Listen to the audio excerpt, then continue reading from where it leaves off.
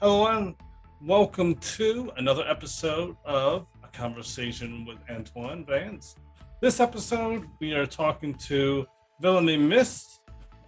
Great conversation. I tell you, we got into horror, we got into vampires, and she's definitely involved in quite a bit of stuff here. And I got to get all in a geek mode because I read her book and I really enjoyed it. Um, I know she's written some very interesting things. We were talking about her Nocturnal series, Nocturnal Blood, Nocturnal Farm, Nocturnal Salvation. So excited to hear your thoughts on this episode. Please feel free to take some time to check out her website. I'll share some links. They should be in the YouTube, and also they should be in the podcast details. Take a listen. Hope you enjoy. It's awesome.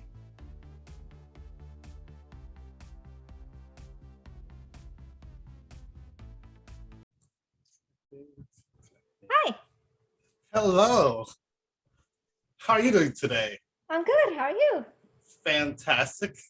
It's been a great day so far. A great weekend so Oh, far. that's good. Yeah. So I'm excited to have you. I'm a vampire fan, and so just digging into your novels, it just revives that fascination I have. And I'll go into my cheesy fanboyish ways with certain vampire things. And I think first it's great to have you. I've been reading uh Nocturnal Blood and Yay! yes. I I like Leia's vulnerability and I like Sophie's this her distinctive personality. She's like this like almost like I'd say the town girlish, but it's very this energy about her. Like she's in charge. She's got confidence. She's got this careless energy about her that I really value. I love that dynamic they have. Um, so Yeah, kudos to you. thanks. I really just wanted to have like this kind of yin yang representation. Like they Yes, can't be without the other. yes, and you usually see that dynamic with like the guy and his love interests, and you've got like that, and I haven't gotten too far into it, and so are they going to be a couple? Do you want to spoil it for me?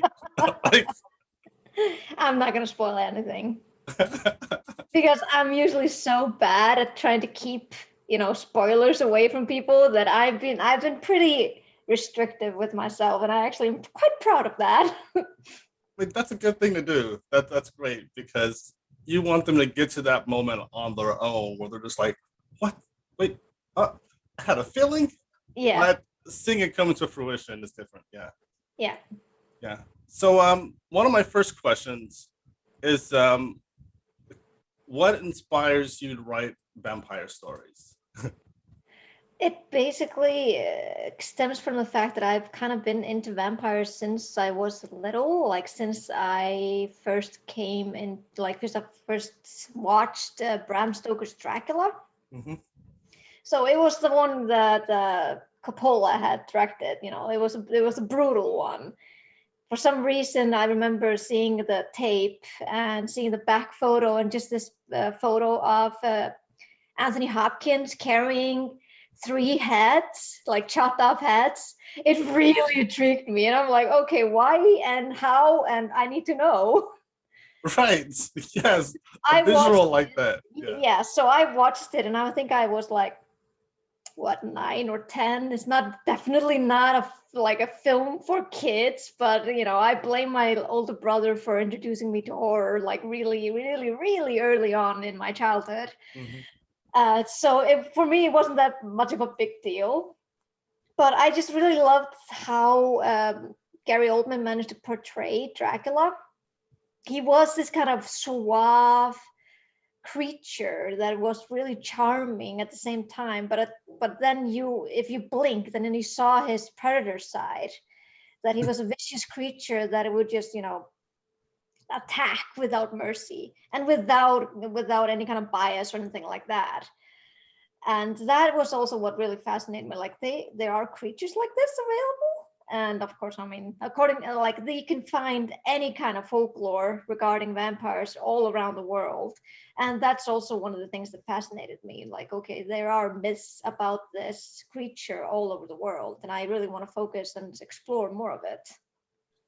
So now I'm fascinated. Have you like researched more of it? Like how deep are you into this research of the true vampire?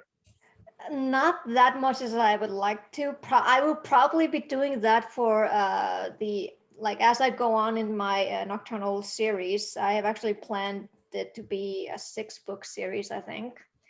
Wasn't my intention, but then again, like my head is just and my character was just telling me we have more to say, and I'm like, okay, I need more research, and I've been researching a little bit in Filipino folklore. There's so many like very different kinds of vampire creatures there that are Huh. so fascinating, and I just really, really want to bring them into the world, hopefully in some of my books.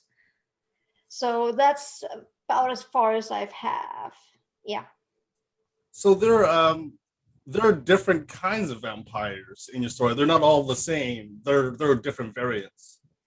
Well, usually they are like the same, but they come from all over the world. Like we have, I don't know if you come to that part yet, but we have there's a Japanese vampire, and there's a vampire from Italy, and then in later stories we'll be introduced to a vampire from Russia. So he will bring forth like his cultures and what is like that.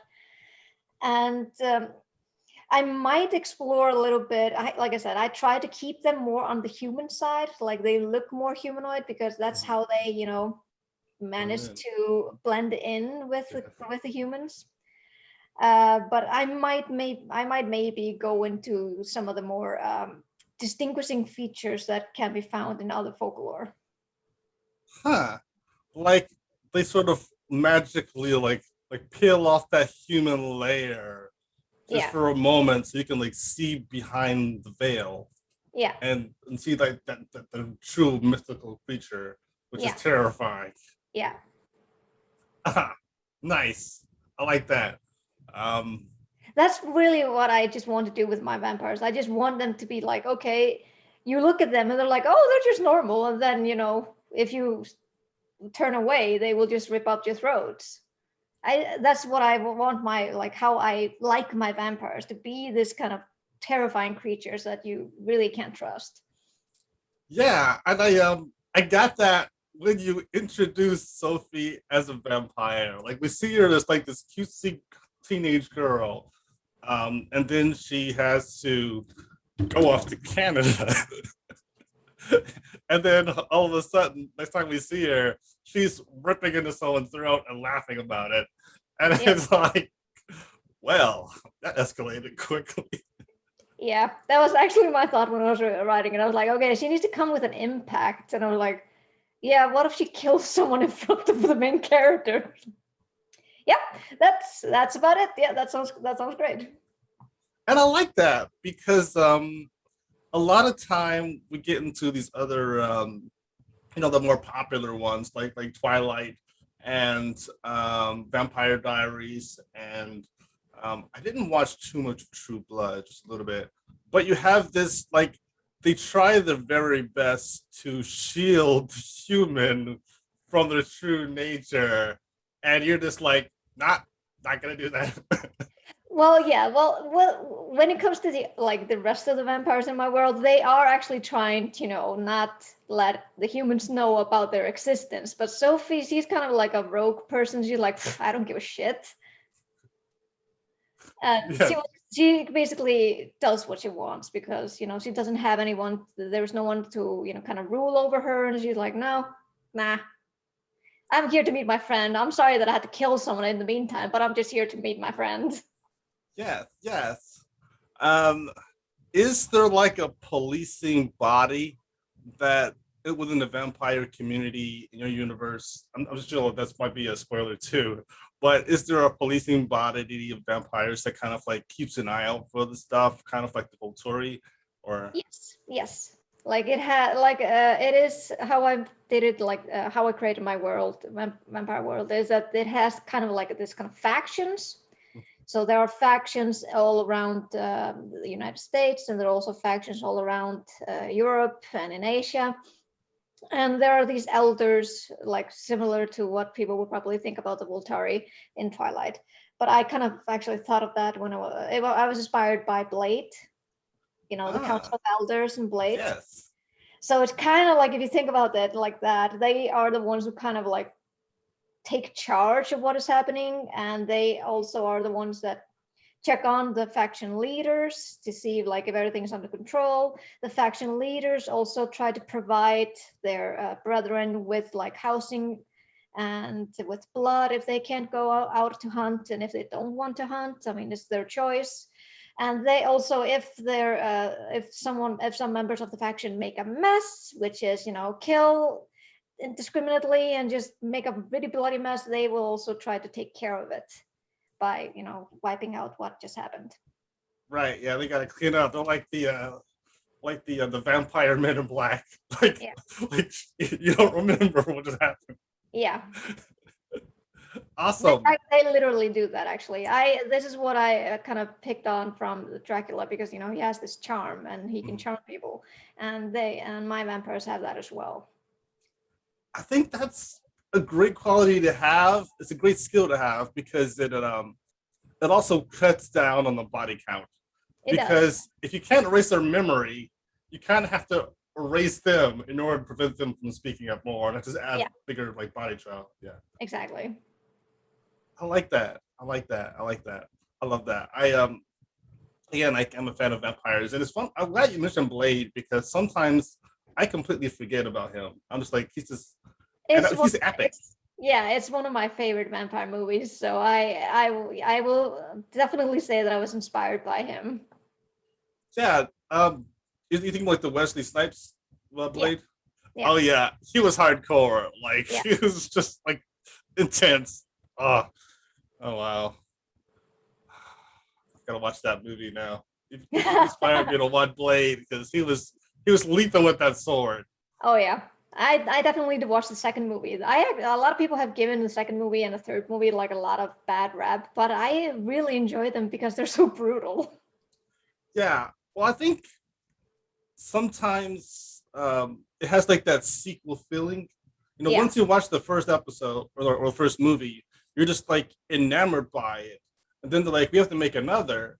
But in that process, it doesn't have that same like, that honeymoon feeling. Now you're expecting it to be better than or equal to the first one, which is hard to do when it's a secondhand idea. Yeah, that's definitely that. And then, I mean, I completely understand that. That's kind of the feeling I had when I was writing book number 2. I was like, oh God, it's probably going to have a sequel feel or something.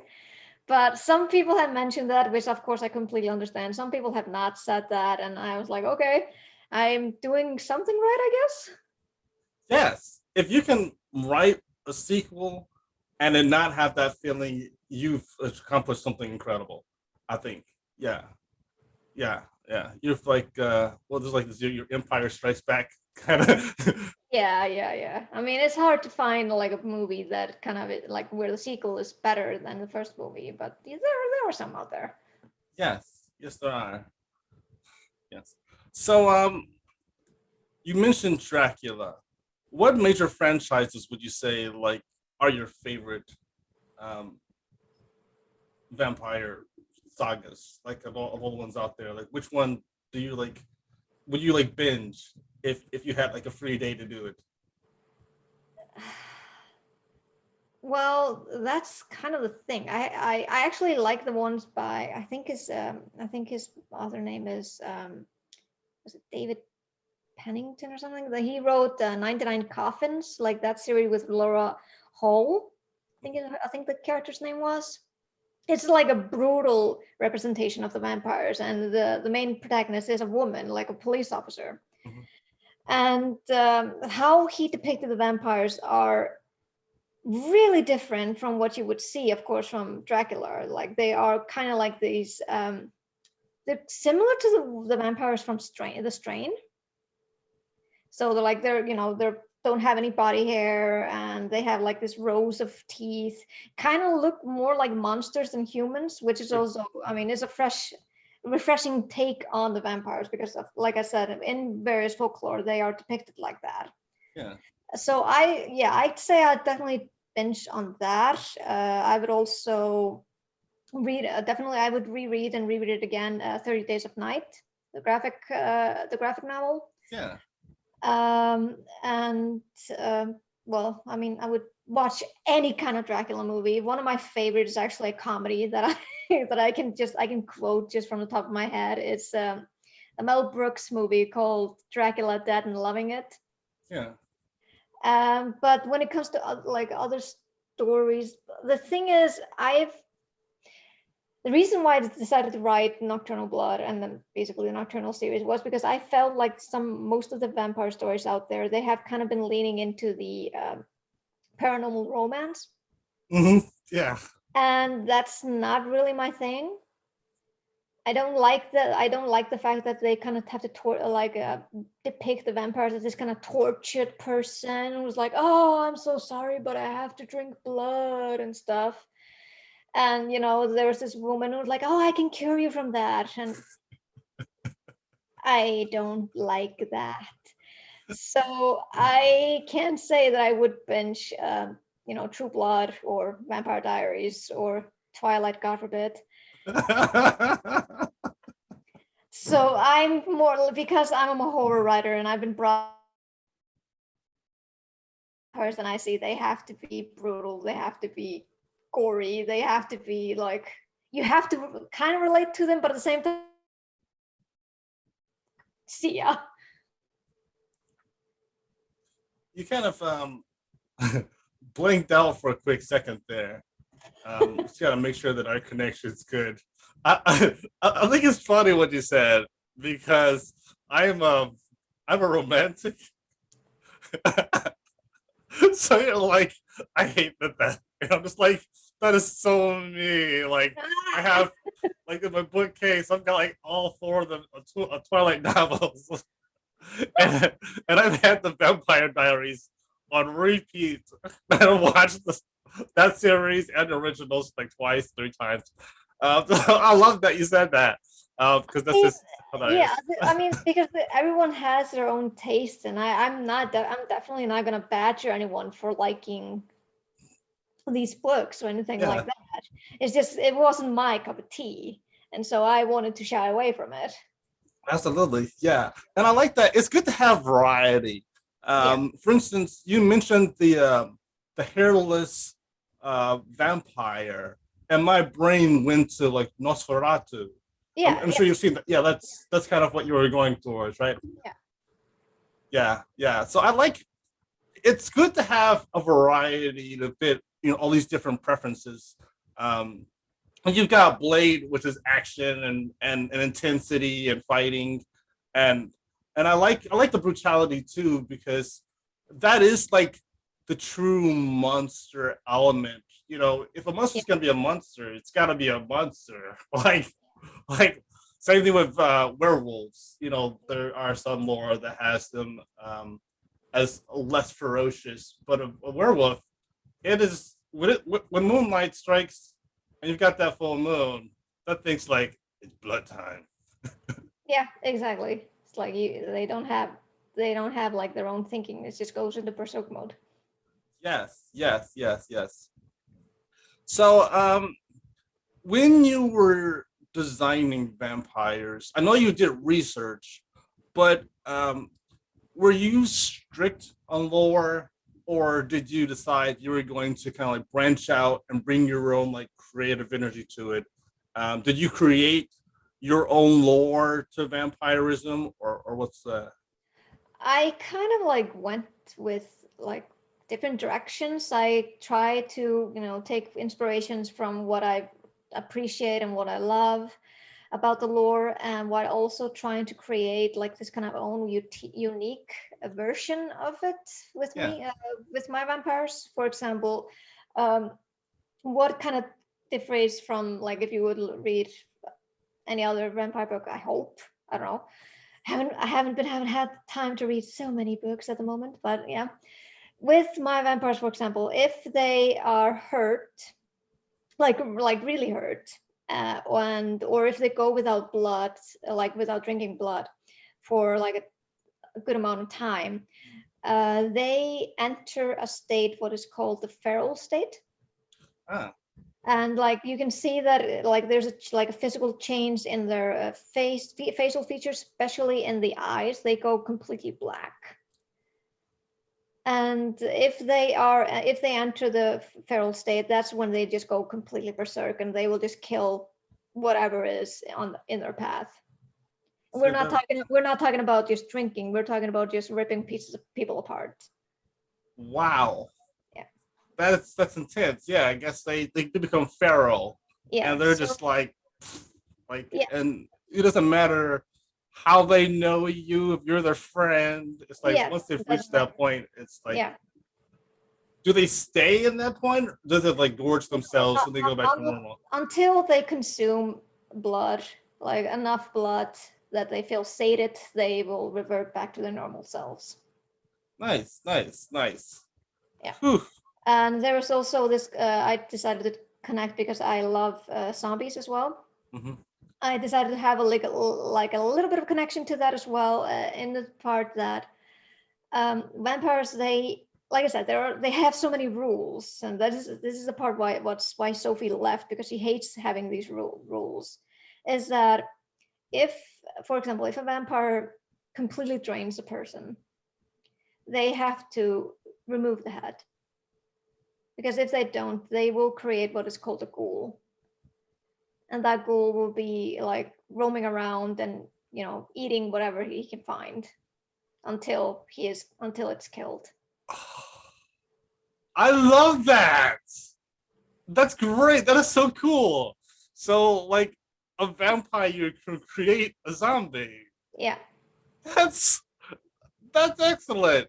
And if Wow. if that vampire is has enough mental power, or has enough self-control and basically is stubborn, they can, with their charm, control a decent amount of them. So you could like create like a zombie army. Yeah. What? But they haven't really found, it takes a tremendous amount of concentration just to try to charm at least one or two. So like from what I've written so far, they haven't had like this kind of cool army. Okay, yeah, you'd have to be like a super like exceptionally powerful vampire, Yeah. like an original or something, Yeah. to be able to do that. Yeah. Awesome. I like that. That is such a neat thing right there. Wow. Huh. So yeah, one thing I liked about your website, and I didn't see many writers doing it because it's a kind of an ambitious thing to do. You did say, and I read on there that you planned on writing 3 more books. Yeah. And I like that. And you also put future projects. And one of the questions I usually ask people is, what's next? So, without going into too much detail, how much have you laid out for the girls and the next chapters for their adventures? Well, I kind of almost have the plot ready for book 4. I've mentioned it on Twitter, but basically what I said, it's probably gonna be the story structure, or the plot structure is gonna be similar to Aliens. Mm-hmm. So they are going to have to infiltrate like an underground underground, like a passageway where underneath Amsterdam, where they are trying to retrieve like captured children that some of the vampires have been using to farm for blood. Oh wow, nice. And they're trying to retrieve them, so it doesn't go blow up in the media or anything like that. They just want to save them and because Leia has a sense of justice to her, that she feels that this can't go on. So she, along with a lot of others, they'll go in and try to save those people. And Nice. of course, with underneath those tunnels, there are a lot of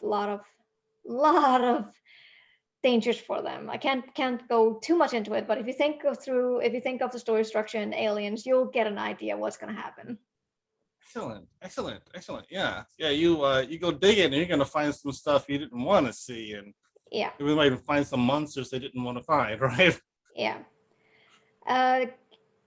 I have like some of the ideas written down for book 5 and book 6, but they are not as fleshed out yet. Like I said, I need to spend a little bit more time with them, and then more time with the research a little bit more before I go into it, because I don't want to half-ass it, and I don't want to rush into it as well. I kind of did that with the first book 2 and book 3.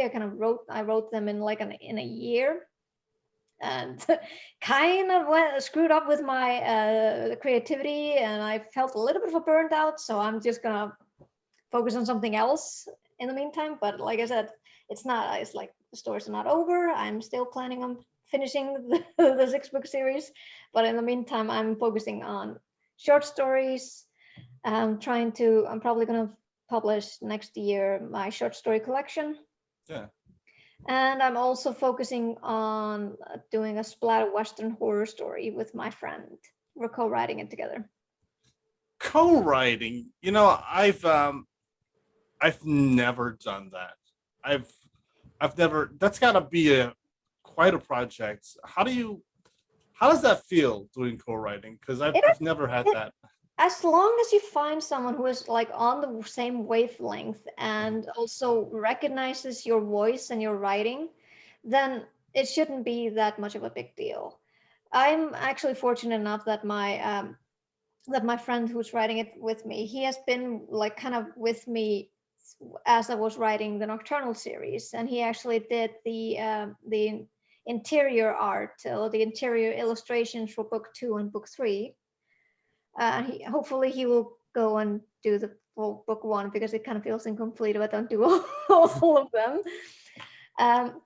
So he knows my writing style, and he knows knows how I write and how I deal with my characters and stuff. And I've had the privilege of reading his stories as well, and he has a really good voice, and he managed to dwell into the dialogue and everything. So we really click when it comes to writing it. So what we're basically doing now, we sat down, even though he lived like we sat down online because he lives in the state, and we just sat down and we outlined the story. I had like my vision because I came up with it. This is the one I really want to write, but I have never written a Western story before. Like, right. I don't know anything about the Wild West or anything, because I'm from Iceland. I'm like, I've seen a couple of Wild West movies. That's not enough. Yeah. And he has been super excited to write a Western story. So he just came up to me like, hey, do you want to write it together? And I'm like, yes, please. So he'll be able to help me, with the research and also with the dialogue and how it would fit in the Western world. But at the same time, the core is going to be mostly Icelandic, because the main character is an Icelander who has migrated to the United States. I think we established in 1867. And it has more like Icelandic folklore wound up into it, because that's what I kind of want to go back into my roots and write a little bit more about what Iceland has to offer. I like that. And I feel like a lot of people like the Western style, even if it's not in the West. Having that Western style is brilliant. A lot of times.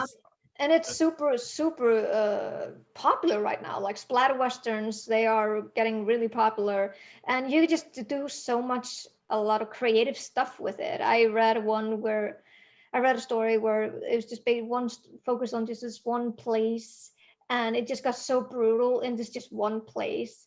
And then there's a story that has cosmic horror in it, and then there's another that has a werewolf story in it. So you can play along with everything when it comes to westerns. Basically, anything that comes to horror, you can play along with it. Yes, you can. Yeah, and I think it's I haven't quite had any inspirations to write that, but who knows what could come along. But I was going to say, the Dark Tower series has a Western feel to it. Yeah. The Mandalorian has like a space Western feel to it. Like people love that Western feel. Yeah, exactly.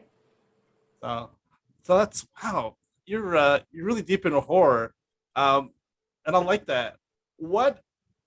So are you gonna you're branching out from vampirism? I'm assuming in the Western. So is it gonna be like a ghoulish thing, or like what are we looking at? Well, how we pitched it is gonna be like True Grit meets Evil Dead. Ooh. So it's gonna be like, possessed people going insane. Nice. And it's up to the female character that she, because she's from Iceland, she doesn't know how to wield a gun. Mm-hmm. So instead, because I love Indiana Jones, I decided to let her have a whip. Oh, that's awesome! And also to let her carry a huge ass axe. That is hardcore. So just got a whip and an axe. So it's like, yep. And then pull them in and just slice. Yeah. I like that. That is so neat. Oh, wow. I mean, it makes sense because, like I said, we don't carry guns here in Iceland. Haven't done so in like a long time. So I was like, no, I can't have my character carry a gun. She wouldn't know how to use it, but she would know how to use a whip and an axe. Nice. So she holds a gun in her hands. She does like the Obi-Wan, like tosses it so uncivilized. Yep. I like that. Wow, that is so neat. And it pulls it, it's kind of funny bringing an axe to a gunfight kind of gunfight. Yep. Yes. We're probably definitely gonna like mention that in the story. Yes. I like that. Oh wow. That's that's awesome. I'm looking forward to that. I hope it will be good. We've started writing it, and hopefully we'll maybe finish it by the end of the year. And then we're going to see if anyone is interested in publishing it. If not, we're just going to publish it ourselves.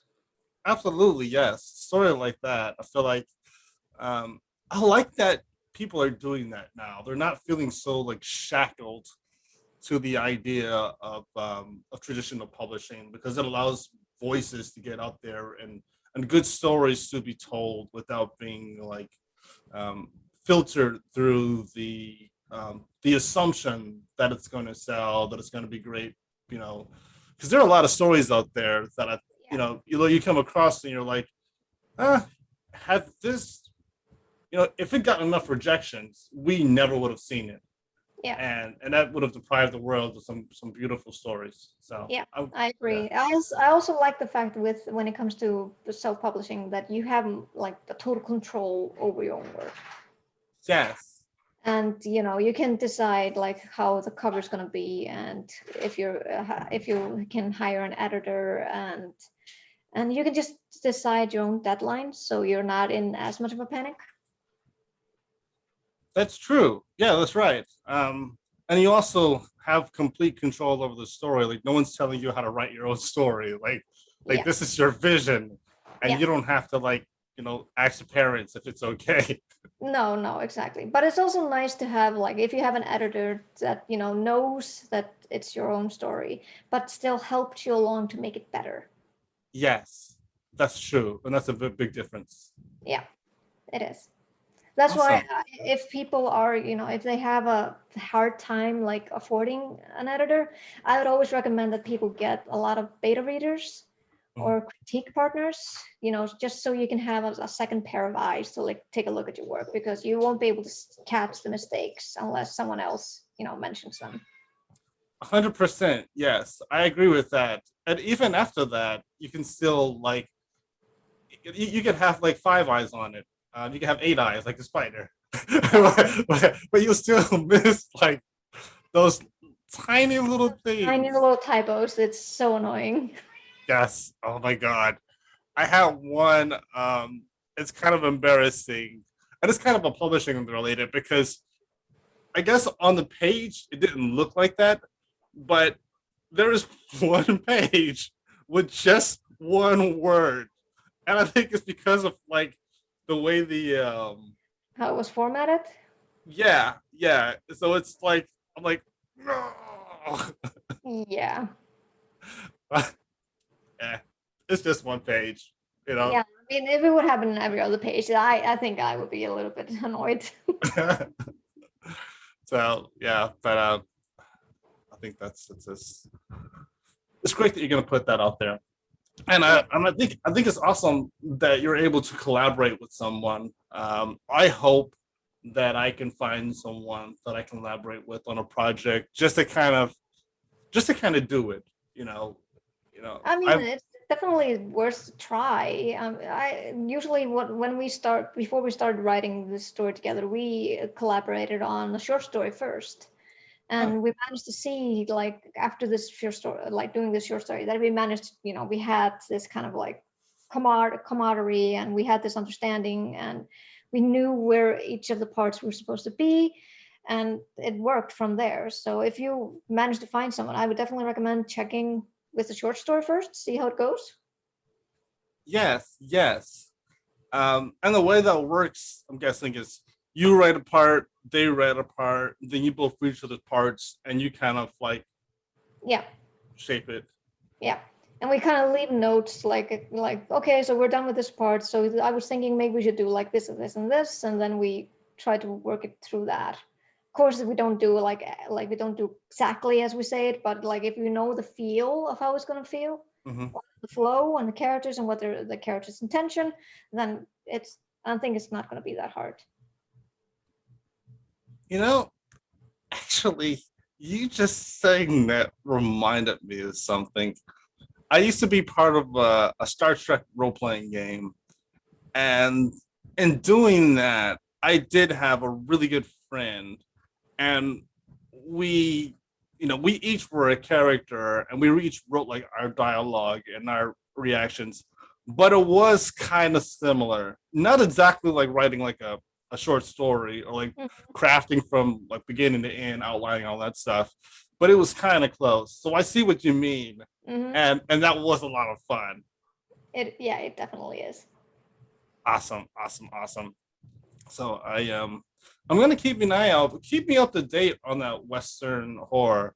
I Oh, um I I tell try to people, post like snippets of like some of the things that we've written so far, and yeah, people so far seem to enjoy it. So I'm glad to see that. awesome. I'm hesitant to read some horror, so you'll have to talk a little later about how deep the elements are of the horror, because there are certain things that I can't entertain, but I am excited about the ghoul and the whip and axe and this Iceland Icelandic person. Um, does she maintain the accent, or do you like Americanize her? No, she maintains the accent and she will curse in Icelandic. Ooh, oh yes. Okay, I'm ready for that. I'm ready for some Icelandic swearing. Yeah, and of course, I mean, she's gonna, give the persons that is in like which are in the stories because they've never met an Icelander before. They're like, "Who the fuck are you? What's with that accent?" And she's gonna be like, "What do you mean? It's I'm different. I'm an immigrant. What do you expect?" And she's probably gonna see like do things. It's kind of gonna be like a little bit like a fish out of water Mhm. situation, like where she's like, "Oh, I hate this. This is much better in Iceland," or something like that. She's gonna compare the things that were happening in Iceland at the time to what she's dealing with in the States and stuff. I think those are the best stories too. The fish out of water feeling. That's grit. That's great comedy right there. Yeah. Because I mean, you get like stories about like alien around humans and like you know not understanding like the simple things. And then you have like those different things like a British guy in America. And they're like they don't get his humor. Like there's so much you can do with that fish out of water thing. And you can kind of even make fun of your own make your own of your own culture. Oh yeah, You know, definitely. I'm yes, definitely gonna do that. I mean, I make fun of my culture all the time, so yes, and I do the same thing. And in my novel, I had a character that came into church, and we were saying all these things that makes complete sense to us, but someone from the outside is like, what does that mean? Like, it sounds a lot worse than it really means, but that's just because they don't understand the lingo, they don't understand the culture. yeah. So I kind of had fun with that, and so I love that.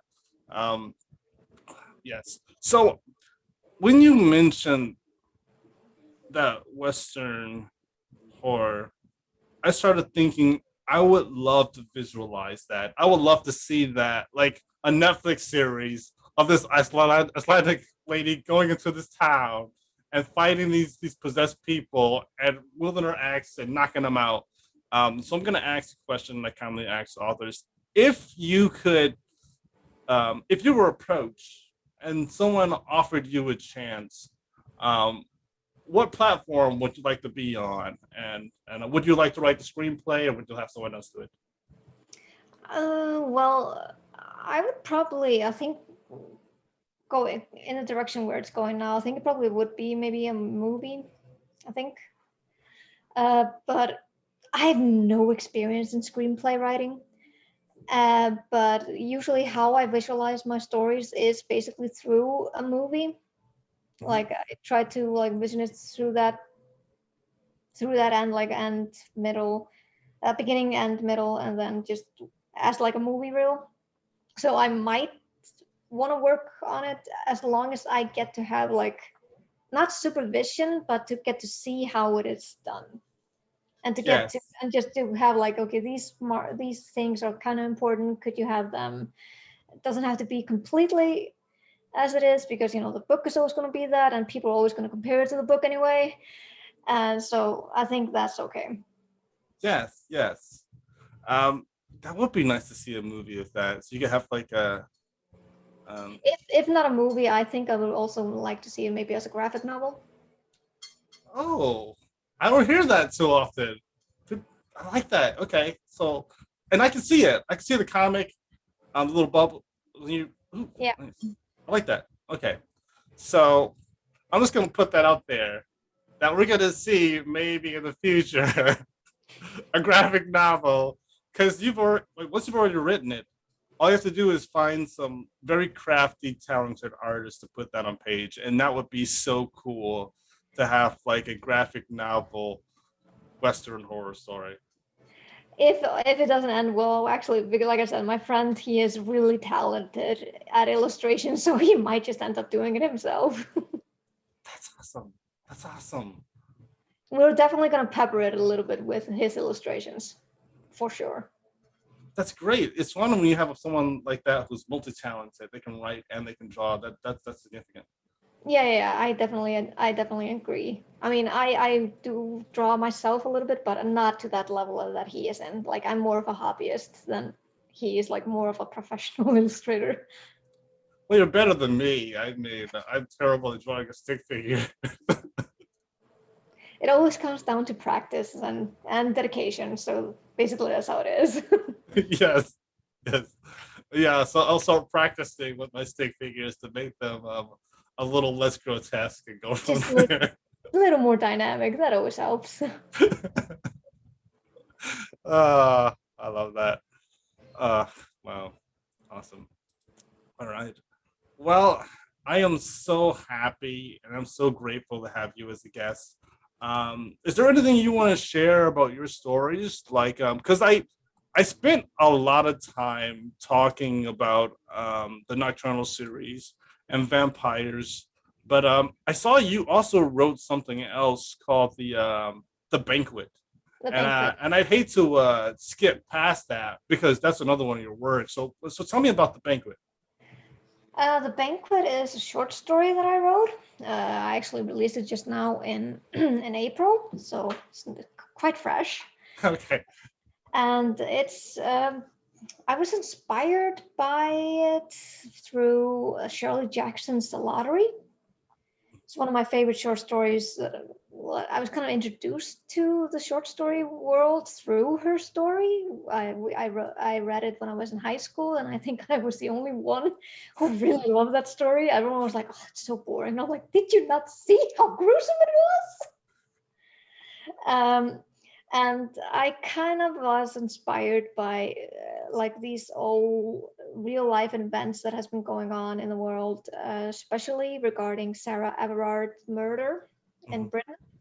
So basically, it's this short story that I wrote, in kind of like me trying to give something to the women who have been through this.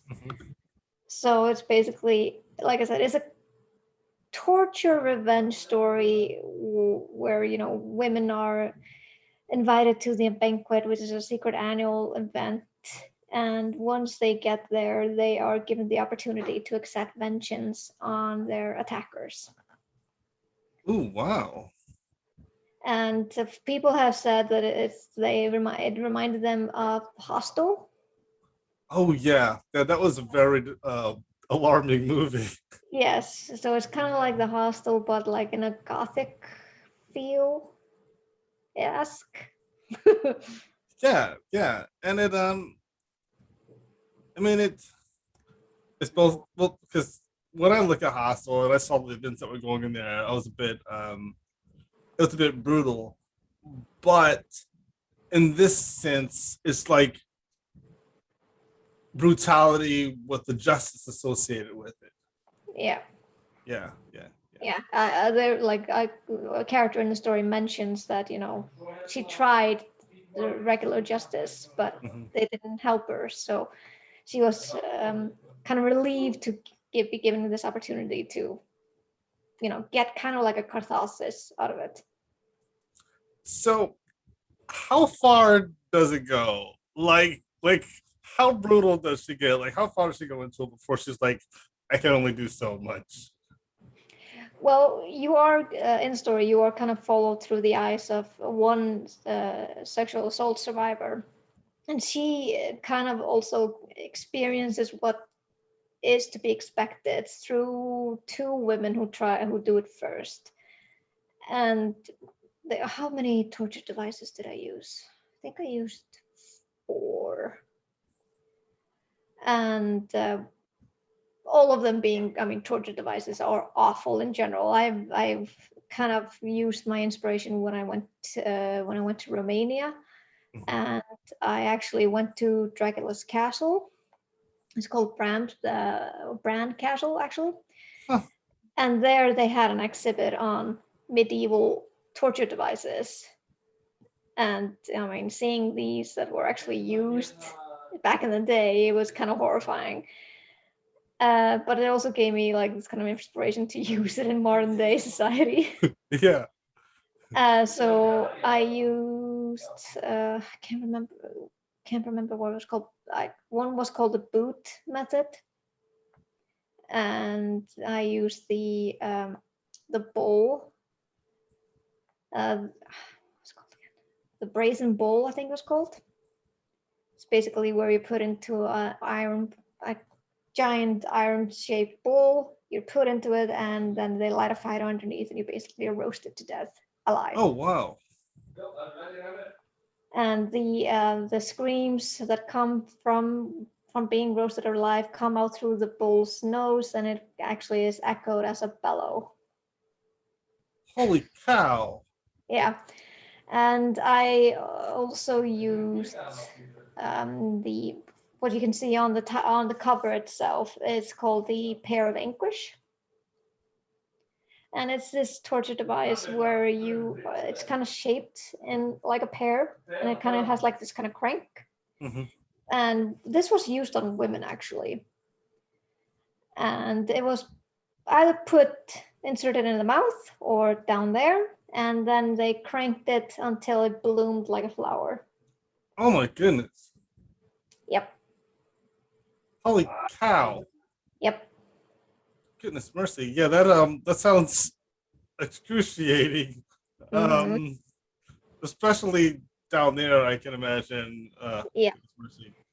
Wow. So yeah, like the last part, when Maria gets when she is selected, it's kind of brutal. So fair warning, it's gonna be brutal. A lot of people have just like, whoa, that last scene, man, what the hell?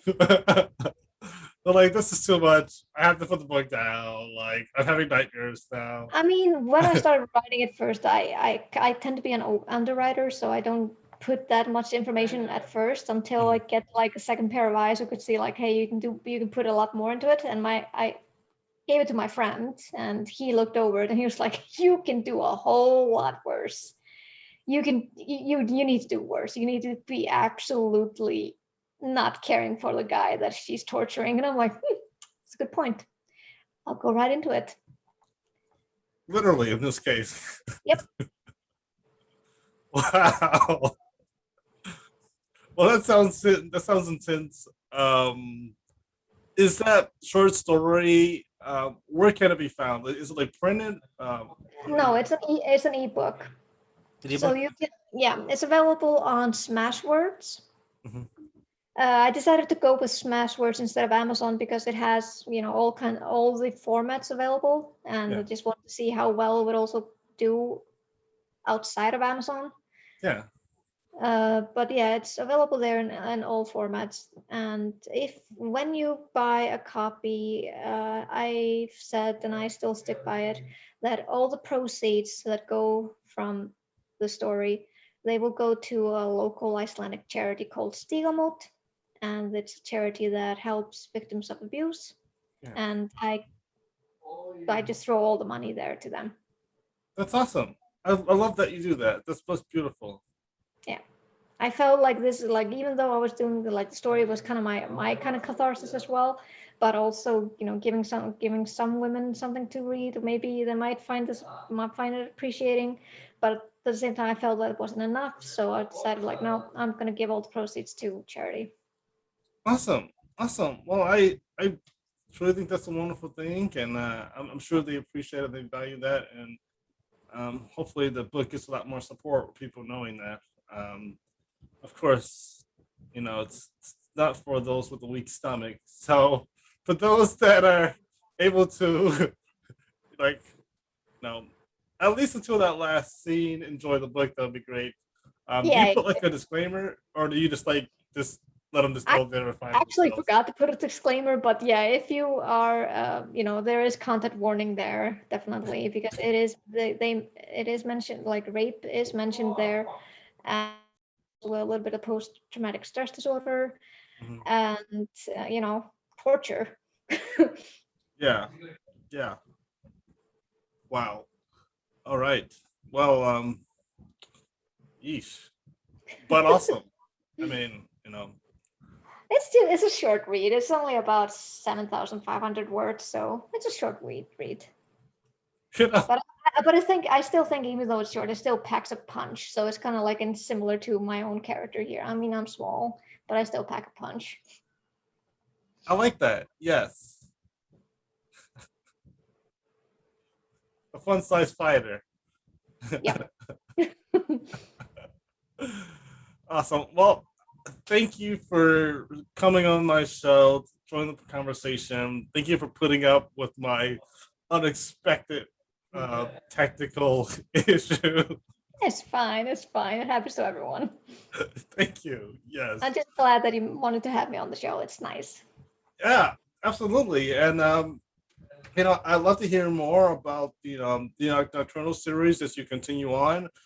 Feel free to come back and talk about that. We want to talk about the Western horror story. Once it's once you've got it, and you and your partner are finished with it. I'd love to hear more about that. And yeah, definitely. That sounds like that would be fun to get get some updates. So hey, reach out. Happy to have you back. Definitely. Excellent. Well, I hope you have a wonderful day. Thank you for coming, and I'll talk to you again soon. All right. See ya. Bye.